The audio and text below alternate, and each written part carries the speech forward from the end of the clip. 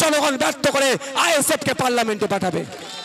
ঠিক যেভাবে বিধানসভা নির্বাচনে এই দেগঙ্গাতে জোট হওয়ার পরেও ফরওয়ার্ড ব্লকের গোছ প্রার্থী দিয়েছিল, তিনি 2200 না 2700 ভোট মাত্র পেয়েছিল। কেমন এমন পারসেপশন তৈরি করেছিল এই গোছ প্রার্থীর জন্য নাকি দেগঙ্গাতে বিজেপি চলে আসবে, ফলে ভোটটা কাকে দিতে হবে? তৃণমূলের পক্ষে দিয়েছে। ঠিক একইভাবে এই বারাসাত লোকসভা থেকে পার্লামেন্টে তাপসদা যাচ্ছে, খামচুল্লে যাচ্ছে, সেটাকে আটকাবার জন্য এই জোটের নামে ভোট পাঠিয়ে একটা ভোট প্রার্থী দিয়ে গোছ প্রার্থী দিয়ে আমাদের আটকানোর চেষ্টা করছে। 2021-এর জ্ঞান আমাদের হয়ে গিয়েছে, যেখানে এখান থেকে আমরা আপনার দেগঙ্গা থেকে প্রায় 60,000-এর বেশি মতো ভোট পাচ্ছি, সেখানে মাত্র 22 না 2700 ভোট পেয়েছিল। ঠিক লোকসভা নির্বাচনেও এই ধরনের ভোট পাবে, এদের কথাই ভয় পাবেন না। আপনারা এক একটা ভোট খামচিহ্নের পক্ষে দিন, খামচিহ্নকে পার্লামেন্টে পাঠান। এরা বলছে জোট করেছে, এরা বলছে জোট করেছে। কুচবিহারে চলে যান, কুচবিহারের ডিটেলসটা দেখে নেন, ওখানে কংগ্রেস প্রার্থী দিয়েছে, আবার লাল ঝান্ডা প্রার্থী দিয়েছে। তাহলে জোট কি করে হলো ভাই? চলে যান পুরুলিয়াতে, কংগ্রেস প্রার্থী দিয়েছে, লাল ঝান্ডা প্রার্থী দিয়েছে। তাহলে জোট কি করে হলো ভাই? কার সুবিধা করে দিচ্ছেন আপনারা? আর একটা সর্বশেষ কথা বলছি, আমরা একটা সিট নিয়ে রিজিট ছিলাম, বারাসাত তো নিয়েই ছিলাম, বসিরহাট সিটটা নিয়ে আমাদের সঙ্গে দ্বন্দ্ব হচ্ছিল। কি বলছিল? বারাসাত তোমরা নিয়ে নাও, বসিরহাট দেওয়া যাবে না। আমরা বারবার বলছি কেন দেওয়া যাবে না? বলেছিল ওটা সিপিআই এর সিট। আমরা বলেছিলাম সিপিআই সিট তো কি হয়েছে, আপনারা তো বামফ্রন্টের মধ্যে আছেন, বামফ্রন্টের চেয়ারম্যান স্যারকে দিয়ে সিপিআইকে বলুন অন্য সিট দিয়ে দেন। তখন বলেছিল ওটা অল ইন্ডিয়া ব্যাপার, অনেক তাত্ত্বিক কথা বলেছিল, আমার মাথার উপর দিয়ে যাচ্ছিল। লাস্টে আমি বললাম আমার মাথা ফাতার কাজ করবে না, আমি আর শুনিনি, আমাদের রাজ্য কমিটিকে পাঠিয়েছিলাম। কিন্তু ওদের বক্তব্য একটাই ছিল, বসিরহাট সিটটা সিপিআই ছাড়ছে না বলে আমরা দিতে পারবো না। এখন ভাই বসিরহাটে প্রার্থী কোন দল থেকে দিয়েছিল? একটু জোরে বলুন। সিপিআইএম প্রার্থী দিয়েছে, সিপিআই কিন্তু প্রার্থী দেয়নি, কিন্তু আমাদেরকে ছাড়লো না।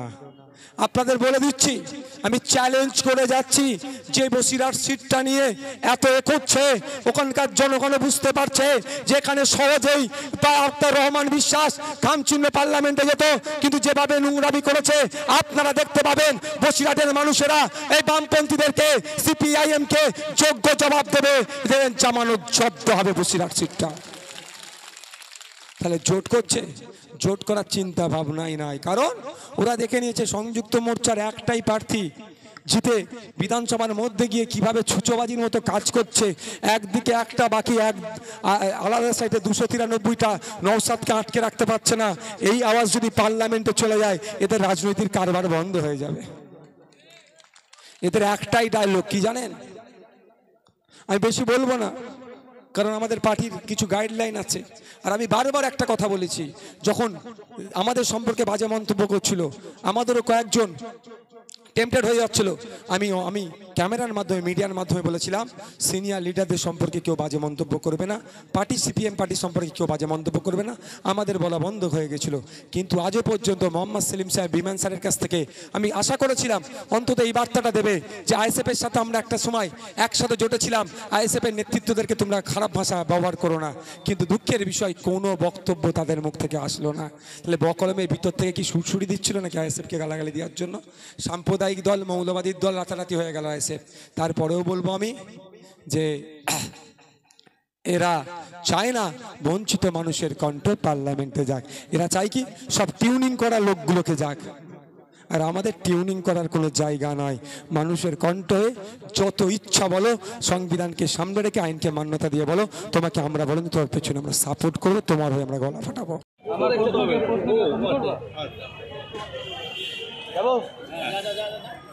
আজ আদালতে ইডি সুজয় কৃষ্ণ ভট্টাচার্যের 5 পাতা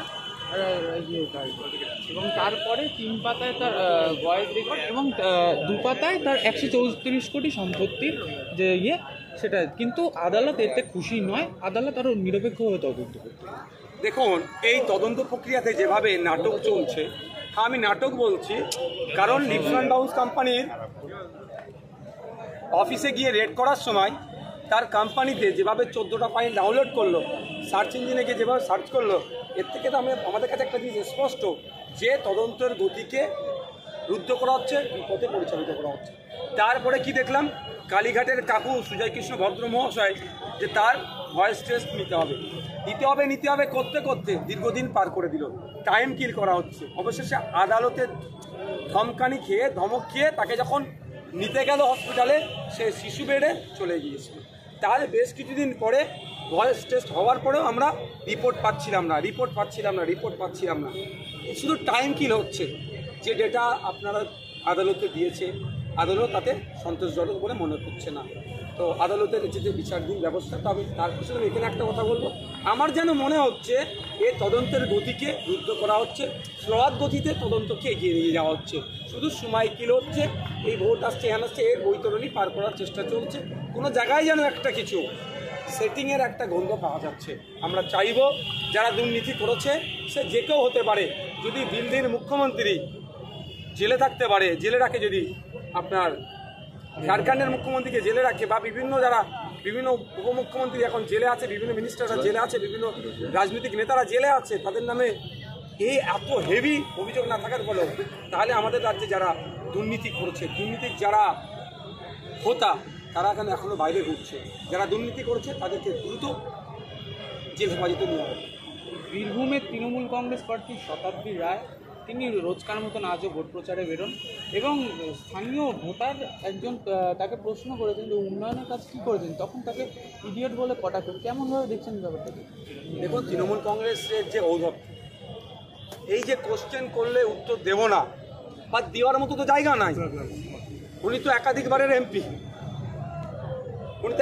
এমপি, ওনার তো 1 বছরে 5 কোটি টাকা এমপি ল্যাডে আসে, 5 বছরে 25 কোটি টাকা আসে। জনসাধারণ তাকে ভোট দিয়ে পার্লামেন্টে পাঠিয়েছে। তার তো রাইট আছে যে আপনি আপনার টাইম, এই পিরিয়ডে আপনি কী উন্নয়নমূলক কাজ করেছেন। উনি যদি করতো উত্তর দিতে পারত, উনি করেননি বলেন এই অপশব্দ ব্যবহার করেছে। অ্যাকচুয়ালি ব্যাপারটা হচ্ছে এই ঔদ্ধত্যতার কারণেই তো তৃণমূল কংগ্রেস আজকে ধ্বংস হবে, আর চুরির কারণেই ধ্বংস হবে। উপরন্তু দেখুন, হয়তো ওই ল্যাডের টাকাটাই কাটমানিতে খেয়ে নিয়েছে।